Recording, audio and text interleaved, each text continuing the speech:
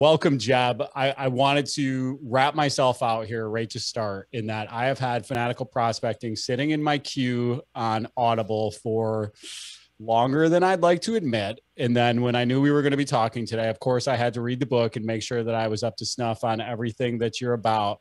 And I have to say that I was so impressed with how on point you are with your relationship to prospecting and just the way you call salespeople out that I was getting even more excited for this conversation. So thank you so much for joining me today. How are you today, sir? I'm doing great. It's an absolute pleasure, and I'm truly grateful that you invited me on to the podcast. Yeah, great to have you. Great to have you. And like we talked about, I'd like to just talk through a few things today. Mostly, I'd like to get started by talking a little bit about prospecting. You've written 10 books now. Your most recent book is about virtual selling. How has prospecting changed, if at all, in this new virtual world? Well, if you think about prospecting really hasn't changed at all in the virtual world. I mean, look, for the people who prospected by foot, these are the salespeople who would drive around in their cars and go knock on business doors. It's probably changed a little bit, but that was never the best way of prospecting anyway. I mean, we were prospecting like that in 1970, and we were prospecting like that in the 1980s and even the 1990s. But I wasn't. I was in a business-to-business sales role back in the early 90s, and I was carrying a briefcase and I was crushing it, and I did not prospect by foot. I didn't drive around. I picked up the phone and called people because all prospecting is asking for time, right? And so it doesn't take that long to ask someone to give me 30 minutes.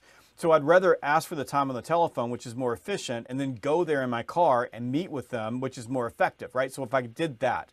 So for legions of salespeople who use driving around their car as an excuse, and oh, by the way, driving is not an accomplishment, but for the legions of people who did that, it did change because suddenly they were like, I got to call strangers on the telephone and I don't know how to do that and I don't want to do that. For other salespeople who always realize that prospecting by phone or by email or by social or by direct message or whatever we want to call it, and phone is like crazy these days because I can call you on just about any device that I have. Like, I mean, I'm on the phone, but like if you're on Facebook, I can make a voice call for you, or I can call you on Instagram. Regardless, those salespeople didn't miss a beat. And prospecting didn't change. I mean, in the pandemic, the very first, I did a series of coronavirus talks. I did my very last one today. And the very first one I did a year ago, almost to the day, it was about prospecting. It was like, listen, you're sitting around and you're wondering and worrying about whether or not you should be you should be talking to people and on the phone or whatever the case is. Call them up, have a conversation with them, talk to them. The more people you talk with, the more you're going to sell. It's just that simple. So go call people. And if you're a business owner and you're not out there talking with people, your salespeople aren't talking to people, even the freaking secretary isn't talking to people, like it's going to hurt you. Prospecting is always on. That did not change. And the salespeople who have made it rain during the pandemic, and there are lots of them, they're the folks who figured that out really, really fast. Prospecting still matters. There's been a lot of other things that have changed. Prospecting has not. The only thing that may have happened to prospecting is it got easier because now we can use all of these different channels and buyers are willing to meet us there in order to connect so that we can have a conversation about something that is real in the sales process. Prospecting is asking for time. Sales is asking for commitments. They're not the same. I love that. Well, and you bring up a really good point in that now if I'm carrying a bag, I can fit that many more meetings into my week, right? Because these Zoom meetings can go for 30 minutes. I can have a quick buffer in between and go on to the next one. So even more time to fit into the schedule. And you mentioned something in your book in Fanatical Prospecting, tremendous book. I highly recommend it to anybody out there who's interested in sales and wants to get better, wants to drive your top line. Is the bottom line. But you talk about sales being a mathematical formula. And for a dumb guy like me who stumbled into sales early in my career and has done it for decades now, I've always loved that there is a playbook, right? Whenever I go to a company and I come in a sales role, they hand me a book that says, hey, here's how many dials you should make. Here's the type of people you should call. Here's what you should do. And you talk a lot in your book about the people who don't follow the book, right? The people who don't follow the playbook and they look at it and they go, nah, well, I swear I made 50 calls yesterday, but it's not in the CRM. Or I swear I did this, but oh, geez, I really don't have any proof.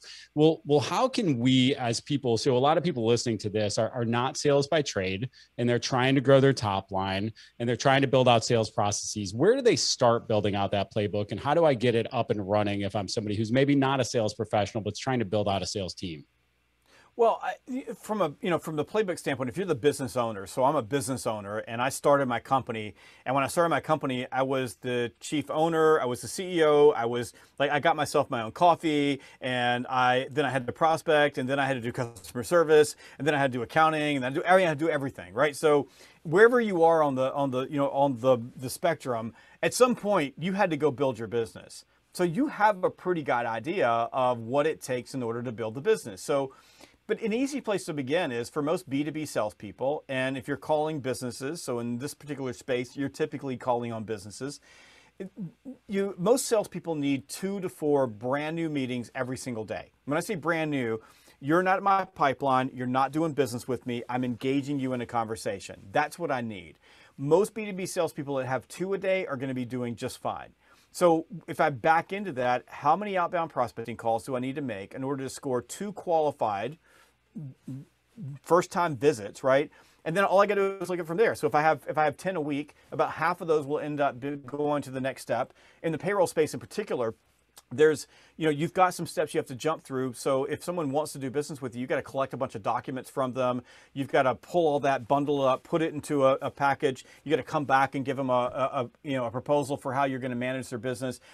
That's going to take some time. So there's some commitments and time commitments that they have to make. So in some cases, I go out and meet with you and I go, listen, the next step is I need to get all of this information on what you're currently doing in your payroll so that I can do this. And maybe that includes your coverages, how you're managing your people, your 401k. It could be a whole lot of things that you're gathering up. If they're not willing to do that work and get you that information, they're probably not a good prospect for you. You need to move on.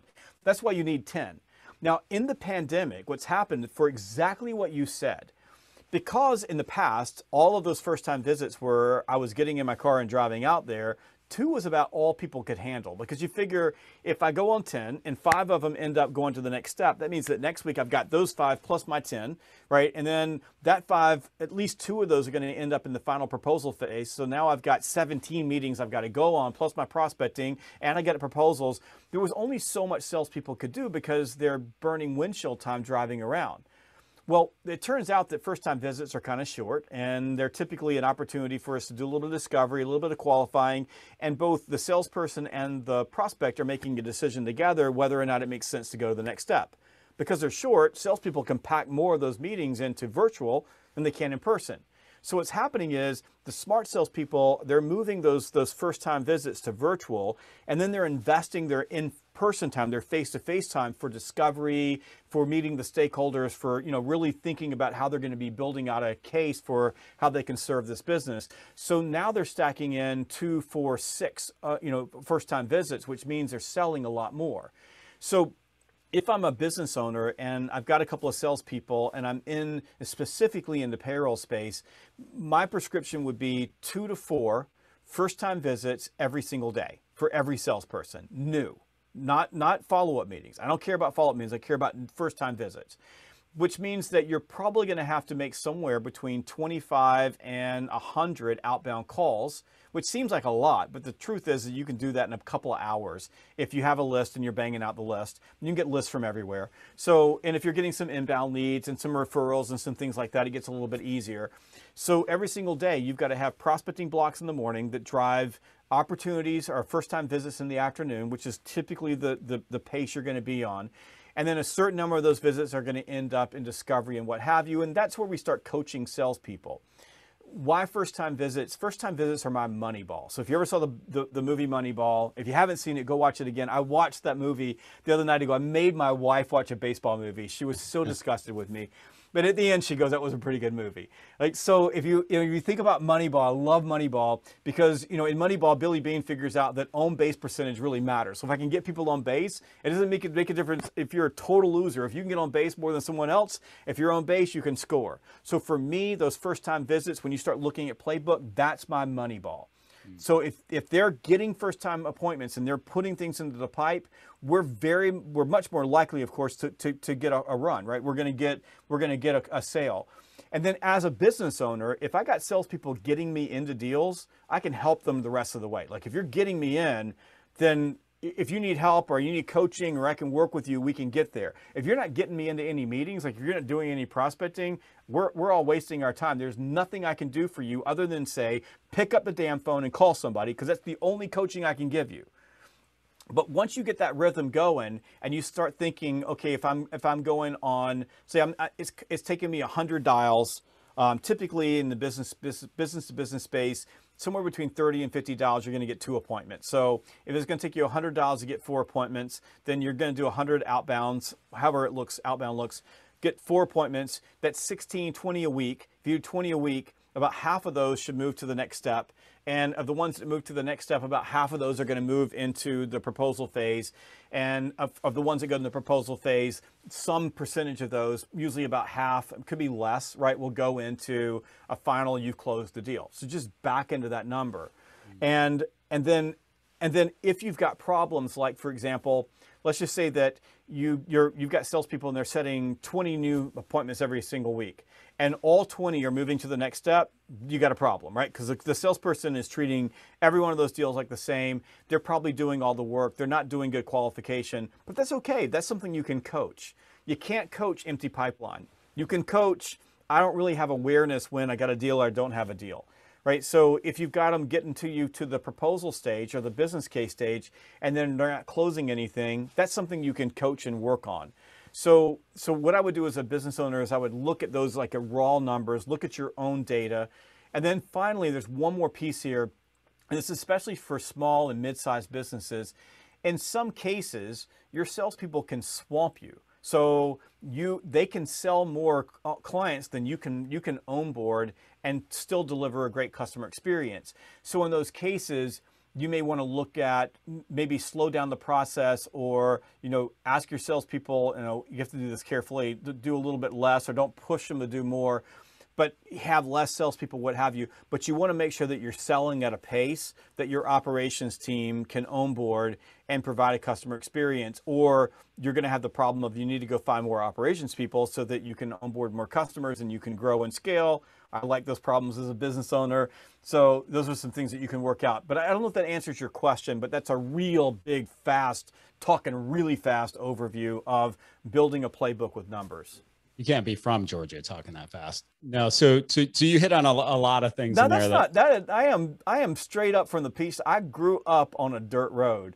I mean, red dirt road in the country, Georgia. The problem is I traveled everywhere, so I've changed my dialect a little bit, talk a little bit faster so I can hang out with people in New Jersey, and not get kicked out of the state. But get me with a little bit of Jack Daniels and maybe a couple of beers, and you can't even understand me anymore. Like my wife and I are talking to each other like we're speaking a different language, and it's real slow, and we are bad grammar. So no, I love it. I have the opposite. I had one of our sales team members tell me today that I went full Yankee on a call yesterday, which is where I grew up in New York. So you hit on a few things in there I want to touch on. And I want to make sure for those of you out there listening that are independent owners, who you are the only salesperson, do not use any excuses of, I can't hire a salesperson because I'll be too busy. It'll be too much. Like, get that out of your mind, right? Like, that is not a problem that you need to worry about in the short term.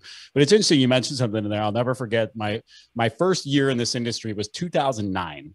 Right. So great year to go into the payroll space in a new territory. And I wound up making President's Club, and I was the only one on a team of people that the entire team made President's Club the year before. I broke the record for my territory. I was the only one that made club. And the main reason why was because I did exactly what you just described. And I set a whole bunch of appointments, and I brought my manager on every one of them.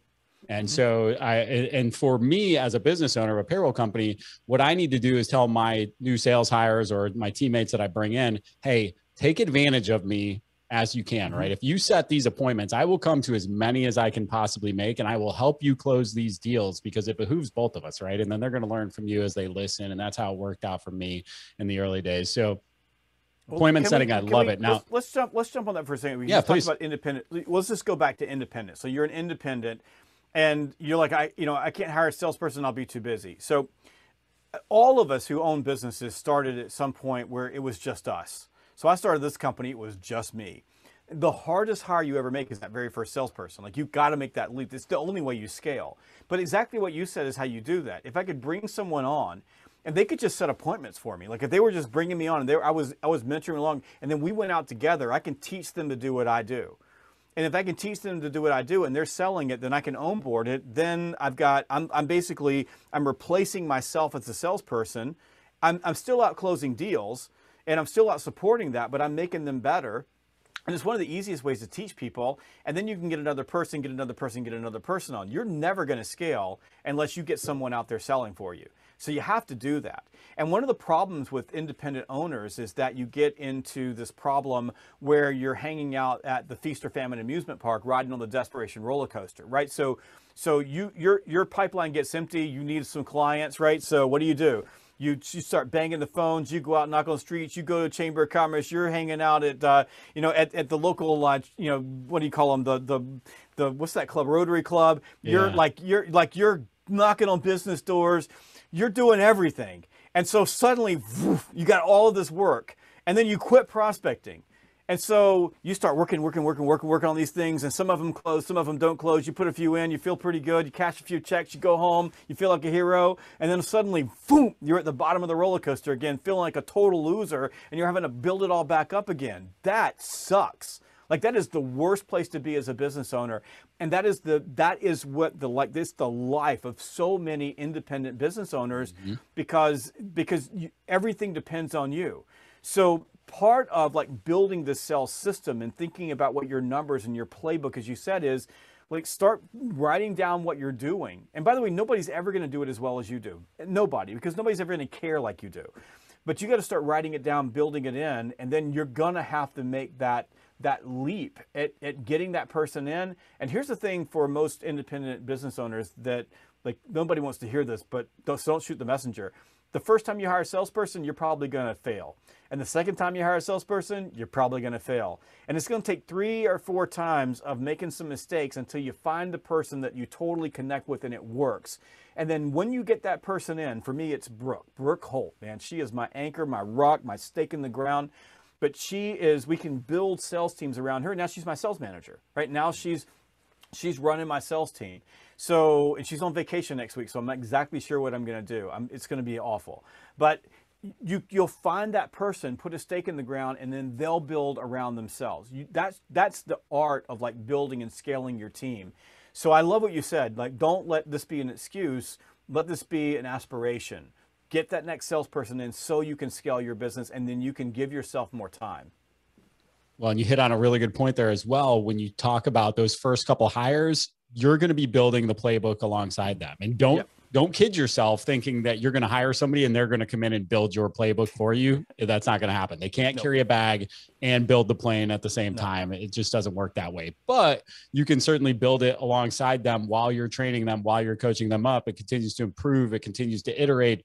But yeah, you might as well set that first hires, that cash right on fire. And that's just going to really, what it's going to do is help you prioritize sales as a key element of your business and start to prioritize how you want the process to flow.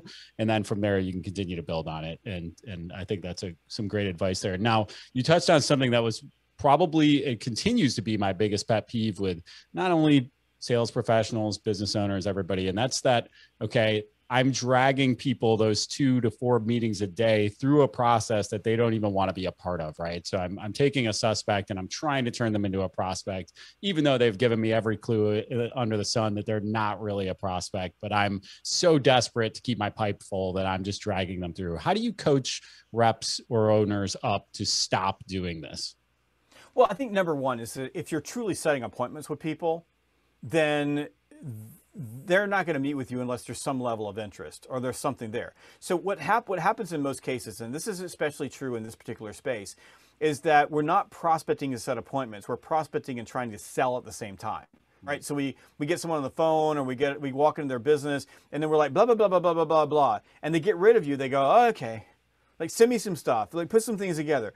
And the salesperson's delusional. They think send me some stuff means I'm in the pipeline. And you get delusional when you're desperate. And you can't be delusional and successful at the same time. So you don't test engagement. You're not doing anything. They're not matching your effort. You're just doing all the work for them. That would be a big clue. So especially in the payroll space, it's really easy to set a bunch of appointments, but your deals all stall in the pipeline because there's this place at some point where the customer has got to give you information. Like they got to go work. And it may be a lot of information, it might be a little bit of information, but they got to give you something. So number one, set appointments. Set appointments. Stop selling when you're prospecting. It's not the same thing. Ask for time. Get the appointment. If they agree to meet with you and then they show up at the meeting, that's one clue. Well, there's at least a little bit of engagement. Then you ask qualifying questions. You ask them, like when I'm sitting in front of people, I say, listen, here's what the sales process is going to look like. So after this meeting, I'm going to do a little bit of discovery and see if you're even qualified or I'm even qualified to work with you. Either way. And then from there, our next meeting is I want to do a deeper level discovery. I want to understand more about your business, meet some of the key stakeholders. From there, this is the information that I'm going to need from you in order to provide you with a proposal for how we would handle your payroll. That way you can make the right decision from your organization. And then once we get that proposal, we'll be looking to make a decision, someplace in the proximity of delivering the proposal. Will that work for you? Person says yes. Okay, well, they made a commitment, and people have a tendency to be consistent with the commitments. If I had the same conversation and you go, whoa, like how much work do I have to do? I don't feel comfortable giving you that information.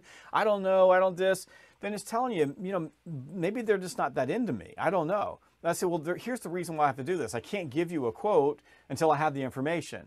And the last thing I want to do is just try to give you some quote out of a box. Like we build the box around you. This is bespoke. This is really building a custom program for you. So that's why I need to do this. And they go, okay, you're moving into the next step. So what you've got to be doing as a sales professional when you meet with people is you're asking them to step through a series of micro commitments. And those commitments require them to do something. In most cases, when you're dragging people along, you're really not dragging them along. You're pushing a rope. Right, so you're working really, really hard. You're doing all the work. They're doing nothing. And if they're not matching your effort, you've got no chance of closing the deal. That's why I say there's a certain number of opportunities that are going to fall out because as I meet with them and speak to them, I realize it's wrong timing for them. Or we might need to wait another 3 months to get them engaged just because they're in the middle of finishing up building a building. Like I'm adding office space next door to my business because we're expanding so rapidly.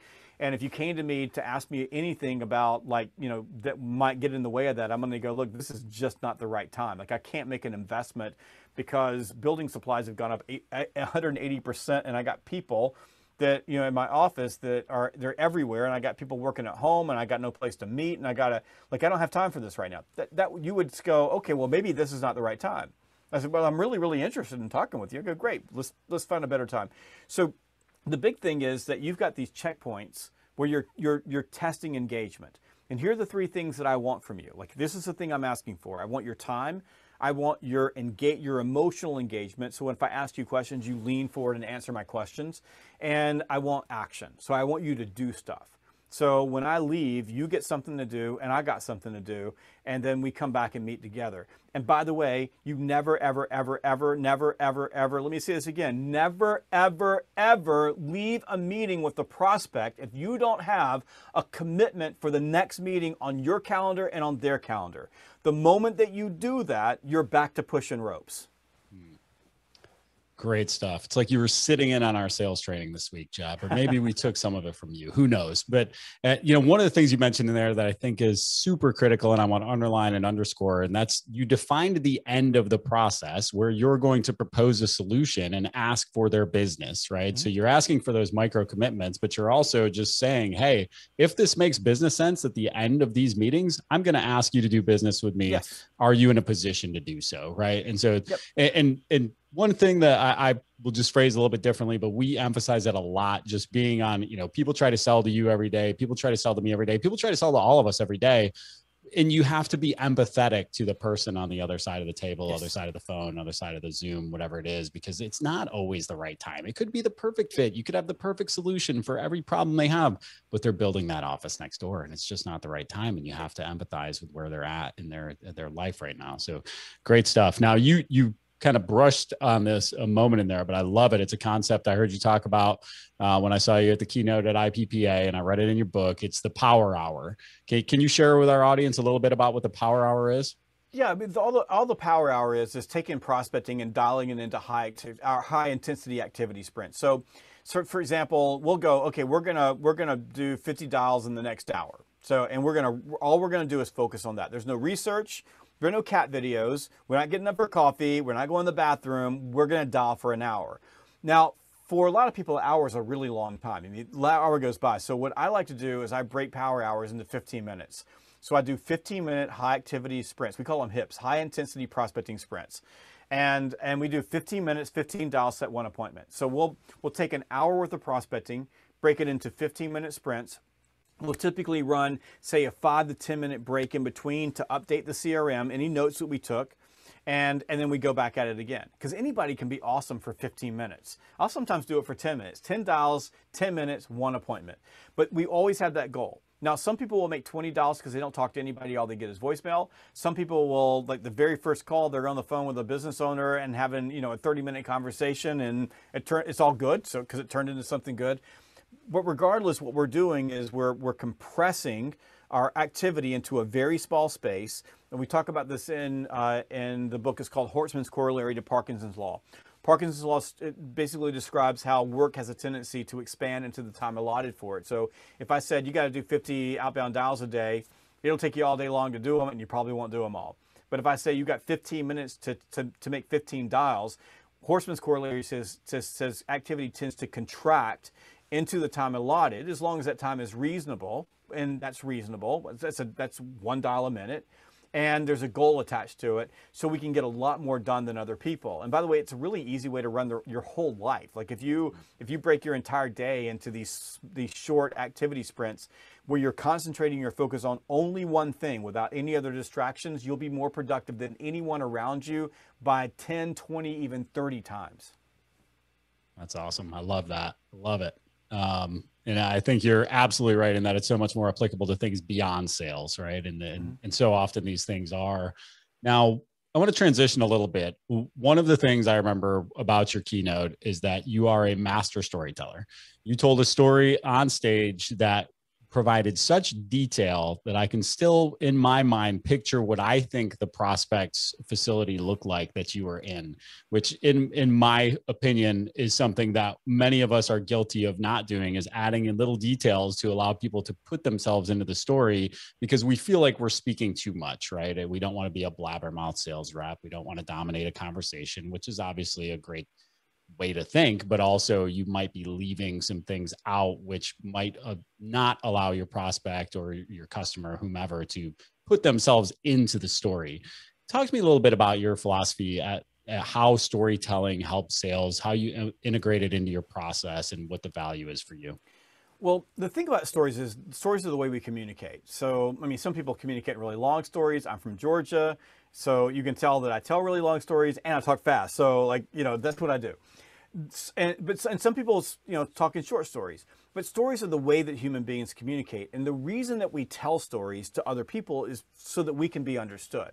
So there's two things about stories. One, you want to get your prospect telling you stories so that you can learn their language, learn what's important to them, learn what's in there. But at the same time, stories activate our brain. There's a lot of science around this, a lot of data around how stories activate the brain. So I'll give you a couple of examples. So in one example, it's how I tell a story of a recommendation. So when I'm giving my proposal to someone, I use the hero's journey, which is essentially Star Wars. If you ever watched Star Wars, right? What is Star Wars? Luke is in an untenable position on Tatooine, I think is the name of the planet, and he meets old Ben Kenobi, right? So Ben Kenobi, an old Jedi, he mentors him and says, listen, you can do better than this.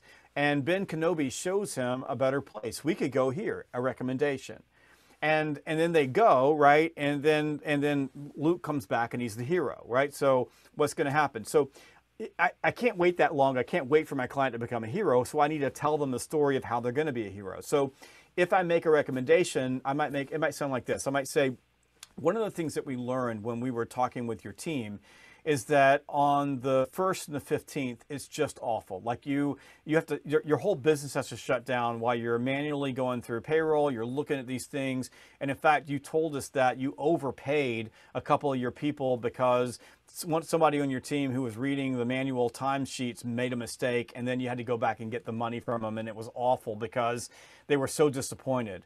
And because it's such an administrative burden, it's really taking you away from doing the things that you love to do.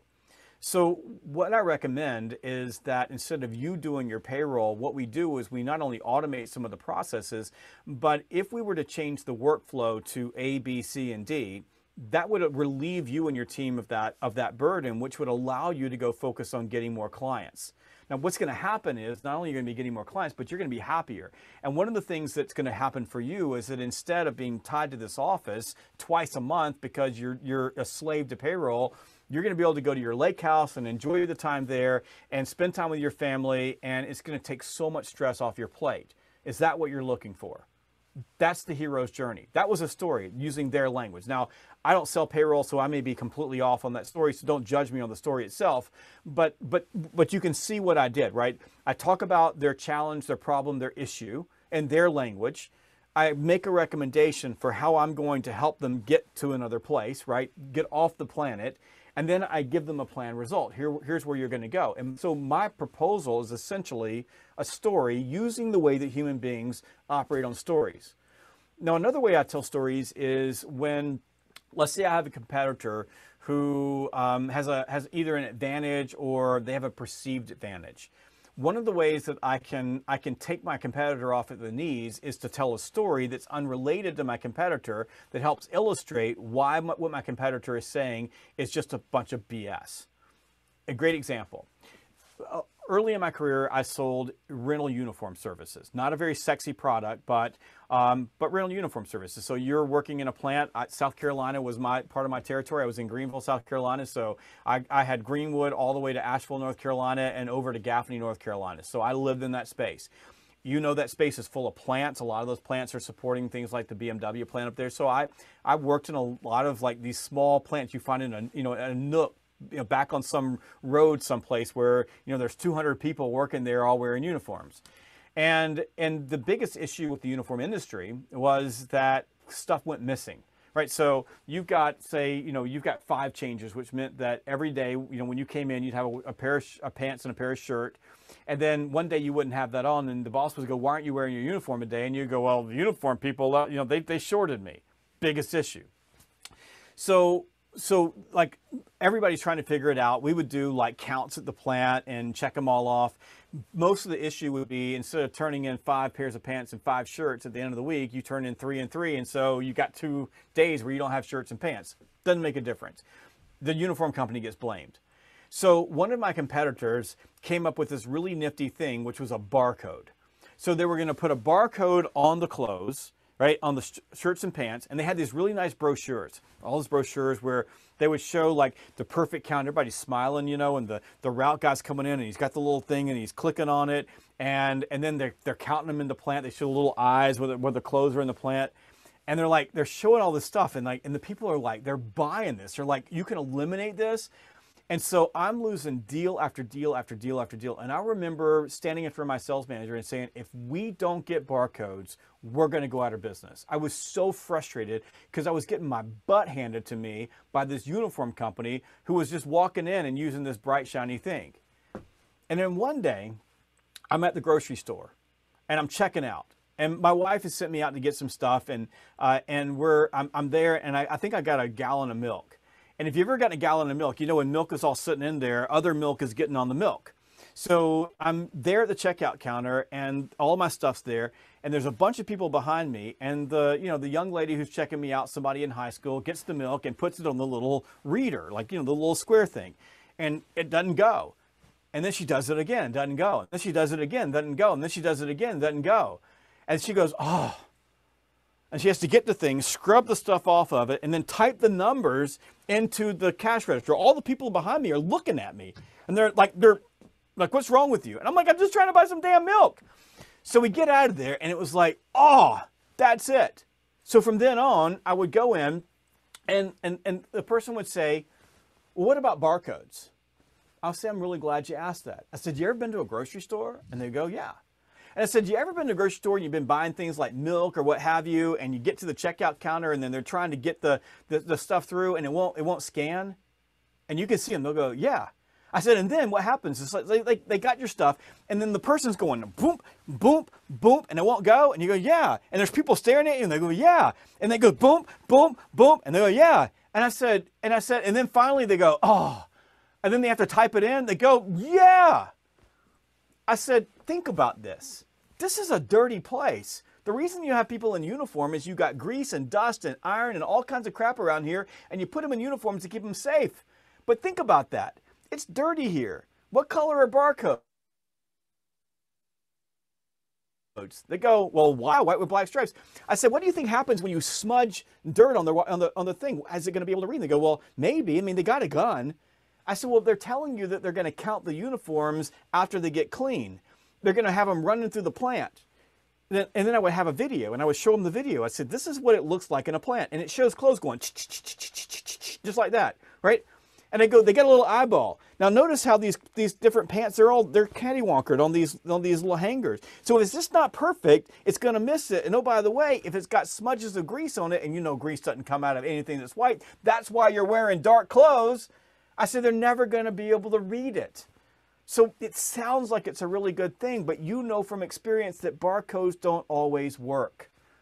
And they would go, I got it. And I never lost a deal to a barcode again. So that's telling a story, right? To show people something without telling them. I've got them into it. And if you think about that story, right? You're in the grocery store with me. I mean, in that moment, like you're thinking about it. And you're probably thinking about the time this happened to you. Just like that. So it's simple stuff that allows you to illustrate to people different things. And so, you know, think about the time where, like, I just, you know, my own world with payroll, I'm so not the HR person, and I don't care. But my wife is our CFO. So my life, right, my ability to go anywhere is tied to what day of the month it is, right? So was it this day or that day or this day? So like we did this for years and years and years, and I got so frustrated with it. I'm like, we can't go anywhere. We can't do anything because I'm dealing with payroll. Why can't we do this? Like, you got a laptop and we have Wi-Fi other places. Why can't we do it like this? All of those years, and finally, you know, a payroll company came along and said, hey, I got a solution for you. And it freed her up. But it was the process of all of the pain that we went to being a slave to how are we going to pay our people. If you can tell that story to a small business that is growing and really needs a solution, that they don't have a solution. I mean, that's a really big part of your prospect base. These businesses that are growing up, if you can think about that, ask them questions about what's it like every single month. What do they go through? What do they like? What do they think about it? If you do that, you'll find out that payroll sucks. Like, it's the worst part of their life. They don't want to do this anymore. So tell the story of another customer, another business who was in that same situation, the same problem, same issue, and how when they put the solution in place, not only were they able to reduce their stress, but suddenly they were able to grow and scale faster because they had a better solution. And you have those stories to tell. But that's how you connect with people, with stories. That's wonderful. And you use the key word so many times throughout there that I was just smiling, and that's you. I always used to write you at the top of my prospecting sheet before I would pick up the phone and make any dials, because I wanted to make sure I was you phrasing and I was talking about the individual I was talking to, because it's not about me. And that culminates in that hero's journey that you were talking about, right? You want to be the trusted guide, the person that helps them become the hero, which all starts with using language and vernacular and telling stories that are about them being the hero, not you being the hero, and not your, you know, your widget isn't better than everybody else's widget. And you're not, you know, you did a great job there of, you know, independently submarining your competition without necessarily going directly at them. So that was beautiful. And of course, you, right as I hoped you would, provided the level of detail that allowed all of us to put ourselves into that story and understand and empathize with it. So great stuff. I want to transition a little bit now. I know we're coming up close on time. So your most recent book, first of all, I have to ask, you cranked out Virtual Selling in 2020. It's 400 pages. and you did it in what I would consider real time, right? Because you did it during the pandemic. So talk to me a little bit, first of all, as a writer myself, what is your writing process? How do you've written 10 books now. And so I'm in the process of writing my second one. So this question is a little bit selfish, but talk to me about your writing process and how you go about that. So you're behind. I'm up to 13 books now. 13 books. Yeah. See, I saw 13 this morning, and then your website or somewhere on your website it said 10. It does. Like, we can't even keep up with it. I mean, I released 2 books last year. I got another book coming out, which is written in July, so we count that number 13. I knew it was 13. So I'll give you the quick story of virtual selling. So I started writing virtual selling a year ago today. So that's when it started. I jumped out on the 17th of March. I jumped out of the shower, called my publisher, said, I've had this idea in the shower, virtual selling, we need to write the book, but we need to do it in 60 days.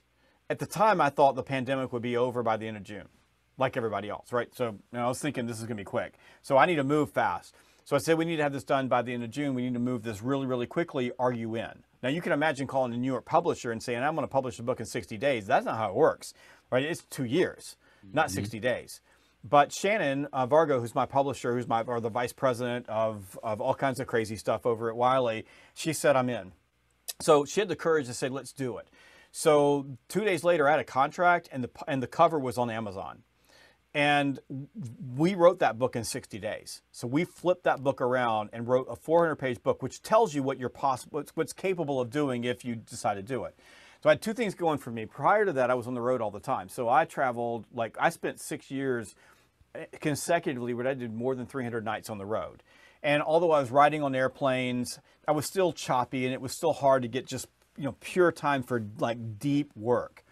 Well, I was able to, because all of a sudden I got off airplanes and everything went virtual, I had a little bit of space before my life just got turned upside down, because now I'm on camera all day long. But before then, we had a little bit of space. So I really did have some space to write. And it was just a matter of, I went up to my lake house and I started writing.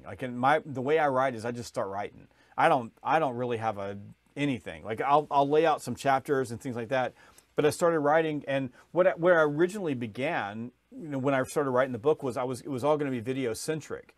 And then I got about 4 days into writing, and I'm going, this is way bigger than this. Something inside me said, this is bigger than people hopping on a video call. This is a change in the way we're going to be doing things. So that's how it ended up being a 400-page book. It is the longest book that I've ever written, and it got I think we won, or we were in either the top 3 or something like that. I'm not sure exactly what the award is, but it was an outstanding work of literature this year. This book that I wrote in 60 days.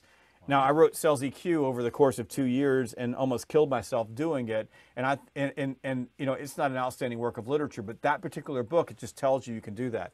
I don't have a writing process. My writing process is random. It's a grind. It's probably, if I got some coaching, I could probably do it better. But I mean, last weekend I wrote for 2 full days and rearranged 2 parts of a book and channel chapters and all kinds of stuff because I didn't like them. It's the more I write and get into the book, the more I can begin to shape a book and arrange the book. But there's one thing that I do that I think is probably the core of it is I shape books in editing. So I write, I get stuff on, and then it's like taking a block of stone and chiseling it out until you have a Michelangelo. That's what I do. So the real work on a book is done in editing, not in the writing. I completely understand that. And for context, for those of you listening that have never written a book, which is probably a lot of folks, which I'd encourage you to do, it's definitely an interesting exercise for sure. In my world, it took me 1.5 years to write a 200-page book. I would block 30 minutes a day in the morning, every morning from 8 to 8:30. I continue to write now that same block. I just left it there. I just started another book. But yeah, it took me 1.5 years to write a 200-page book. So cranking out a 400-page book in 60 days is insane. That's amazing. Well, before we let go here, why don't you share a couple of the nuggets from virtual selling? I wanted to spend more time on this, but I want to be conscious of your time as well. I know you got some great nuggets in there. What are some things that people can do to adjust? What are some of the biggest things that we need to be conscious of as we're trying to sell in this new environment? Well, I think that the one thing that we knew it then, but now the data's coming in that buyers have shifted. So buyers are much more comfortable working with you in a virtual environment. McKinsey just released a report on how B2B sales has changed, a global survey, which was a really, really tight report. I love it. I think a lot of these things are like statistical and you can go anywhere. This is pretty good information. It said that 71% of buyers are more comfortable having virtual interactions at the top of the sales funnel. So when they're evaluating a new vendor, they prefer virtual than being in person. That makes a lot of sense, right? Because it's easier for them and it's less friction. 77% of buyers said that when they already have a relationship with a company or a salesperson, they prefer virtual. So 76% of buyers said that if they have a choice between the phone and video, they prefer video. Now, if you ask salespeople, nobody wants to be on video, but that's really all about the salesperson, not about the buyer. So what if we just think about that for a second, what they're telling us is that people, buyers, everyone has changed forever. Even in my business, and we've been selling virtual since we started the company back in the Great Recession in 2007.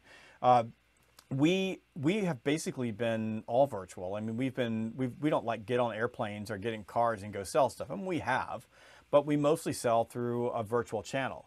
Prior to the pandemic, that meant that about 80% of our sales calls were by phone. After the pandemic, 95% are video. So we've seen that shift. So the biggest thing for us to recognize is that what we just went through was transformational change, and that means that it's going to stick around forever. When there's transformational change, it's forever.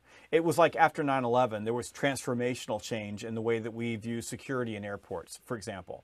So this is a shift that is not going to go back.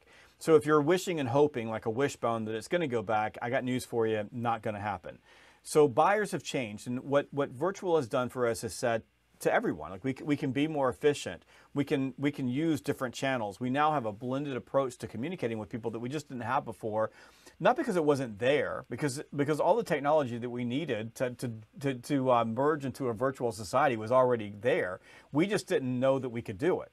So we thought that getting on an airplane and spending 311 nights in a hotel room was the only way to go about delivering training and giving keynote speeches. And it turns out I don't have to do that anymore. Yesterday morning, I gave a keynote to 2,700 people from here. Now, not the studio. I have a studio across the hall it's a keynote studio.